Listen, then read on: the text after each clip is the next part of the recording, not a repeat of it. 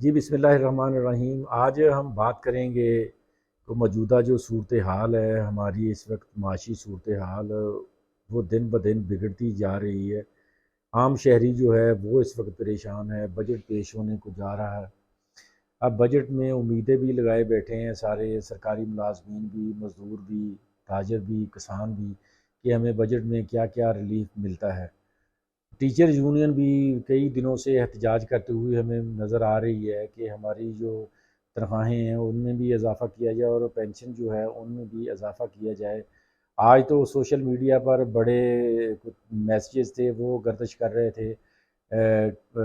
Mention تو ان میں teacher union کو ہی کیا جا رہا تھا کہ اگر ہماری تنخواہوں میں یا پینشن میں اضافہ نہ کیا گیا یا ہمیں الاؤنس کا اعلان نہ کیا گیا، تنخواہیں نہ بڑھائی گئیں، تو ہم پھر جو موجودہ حالات میں اصل پاکستان کا مطالعہ ہے جو وہ ہم پڑھانا شروع کر دیں گے بچوں کو۔ تو یہ ایک قسم کی دھمکی ہی نظر آ رہی ہے سوشل میڈیا پر۔ ٹیچر یونین کے معاملات اپنی جگہ، اس کے ساتھ ساتھ جو تاجر ہیں، جو مزدور ہیں، دہاڑی دار جو مزدور ہے، سفید پوش طبقہ جو ہے وہ بھی بڑا پریشان دکھائی دے رہا ہے۔ جس بھی شہری سے ہماری بات ہوئی ہے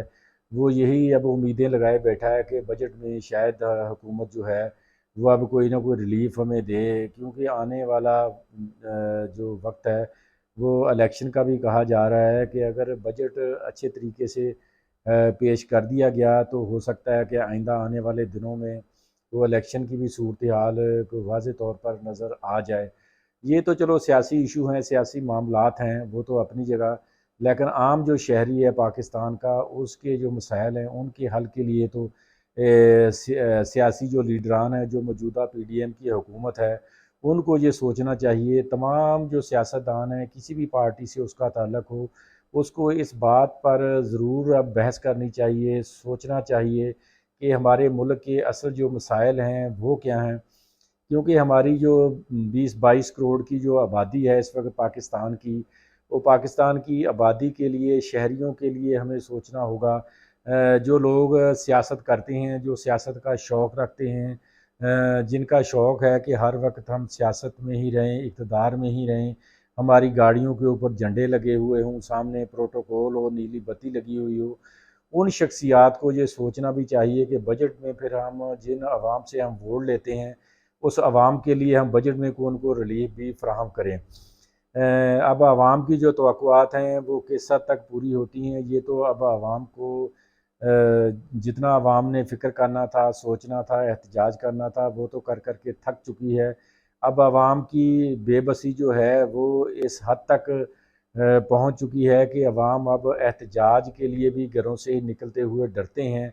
کیونکہ احتجاج کے لیے وہ جاتے ہیں تو ان کے گھر میں پھر چولہے جو ہیں وہ ٹھنڈے پڑ جاتے ہیں، دہاڑی کہاں سے لیں، یہ حالات ہیں۔ اب سفید پوش جو طبقہ ہے وہ اپنی عزت کا بھرم بچانے کے لیے قرض اٹھا اٹھا کر اس حد تک وہ مقروض ہو چکا ہے کہ وہ اپنی پریشانی بھی کسی کو بتانے سے ڈر رہا ہے۔ یہ حالات ہیں۔ اب ان حالات میں ہمارے تمام جو مقتدر حلقے ہیں، جو ہمارے سیاستدان ہیں، حکمران ہیں، نگران حکومت ہو پنجاب کی یا پھر وفاق میں 13 جماعتوں کا جو اتحاد ہے پی ڈی ایم، ان تمام جماعتوں کو سوچنا چاہیے کہ ہم اپنی جو جتنے بھی اخراجات ہیں ان کو کٹ لگا کر ہم عوام کو اس دفعہ کوئی نہ کوئی ریلیف دیں، کیونکہ عوام جو ہے مہنگائی کی چکی میں پس پس کر اس کا وہ حال ہو چکا ہے کہ اب وہ سر اٹھانے کے بھی قابل نہیں ہے۔ یقین کریں گھروں میں بہت سی ایسی پریشانیاں ہیں ان سفید پوش طبقے کی، کیونکہ عام جو غریب شہری ہے وہ تو کسی نہ کسی کے آگے ہاتھ پھیلا ہی دیتا ہے، لیکن جو سفید پوش طبقہ ہے جو اپنی عزت کا بھرم لیے گھروں میں بیٹھا ہے وہ تو کسی کے آگے ہاتھ بھی نہیں پھیلا سکتا۔ سب سے زیادہ حقدار اب وہی نظر ہمیں آ رہا ہے کہ جو اپنی جو غریبی ہے، جو سفید پوشی ہے، اس کا بھرم وہ بچانے کے لیے وہ بیچارہ لگا ہوا ہے اس آس اور امید کے ساتھ۔ اب جتنی انڈسٹری ہے اس کے حالات ہمارے سامنے ہیں، انڈسٹری ہماری بند ہو چکی ہے، اب کارخانے بند ہیں، غریب لوگ بیچارے ڈر رہے ہیں، کام جو ہے وہ نہ ہونے کے برابر ہے۔ اب ان حالات میں یقین کریں جس شخص سے بھی ہماری بات ہوئی ہے وہ یہی اب رونا رو رہا ہے کہ خدا را یہ جو لڑائیاں ہیں سیاستدان یہ بند کر دیں۔ اب سیاستدانوں نے جتنا وقت اپنی لڑائی میں ضائع کیا ہے، اس سے آدھا وقت ہمارے لیے وہ سوچ بچار میں لگا دیں، کو ہمیں کوئی آدھا ہی ریلیف دے دیں، کو ہماری سانسیں جو ہیں جو رکتی ہوئی وہ چلنی شروع ہو جائیں۔ اگر یہی صورتحال مہنگائی کی رہی تو ہماری جو سانسیں ہیں وہ بند ہو جائیں گی۔ خودکشیوں کا جو رجحان ہے وہ آپ دیکھ رہے ہیں کہ دن بدن بڑھتا جا رہا ہے۔ کوئی اپنے جسم کے اوپر پیٹرول چھڑک کر آگ لگا رہا ہے، کسی کی درخت کے ساتھ لٹکی ہوئی لاش ہمیں ملتی ہے، تو کسی کی پنکھے کے ساتھ جھولتی ہوئی لاش ہمیں ملتی ہے۔ تین تین چار چار بچے جو ہیں ان کی مائیں، ان کے والدین خودکشیاں کر رہے ہیں، اس کے ذمہ دار کون ہیں؟ وہ لوگ جو اقتدار میں بیٹھے ہیں۔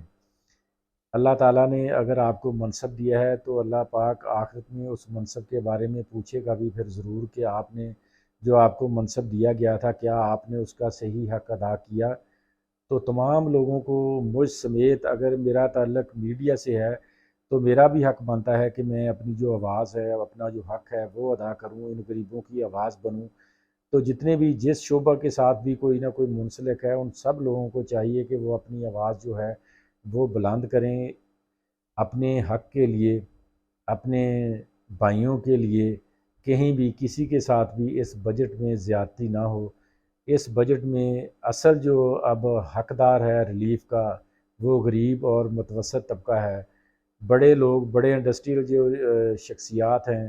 ان کو اب نوازنے کی بجائے آپ غریب لوگوں کو، متوسط طبقے کے لوگوں کو نوازیں، نچلے طبقے سے لوگوں کو اٹھائیں اوپر، تو ہمارا ملک جو ہے وہ ترقی کرے گا۔ آج کا جو مثبت میسج تھا، ایک سوچ تھی، وہ اس کو میں نے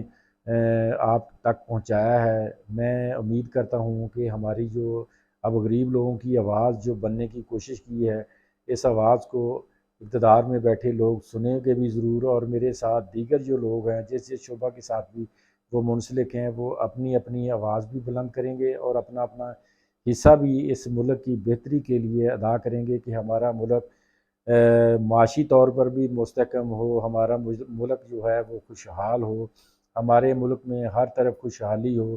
کوئی بھی غریب شہری اب امید کرتے ہیں کہ اگر بجٹ اچھا آ گیا تو مجھے لگتا یہی ہے کہ اب کوئی غریب جو ہے اس کی پھندے کے ساتھ جھولتی ہوئی لاش ہمیں نہیں ملے گی۔ کوئی بھی غریب کا بچہ جو ہے وہ روٹی کے لیے نہیں ترسے گا۔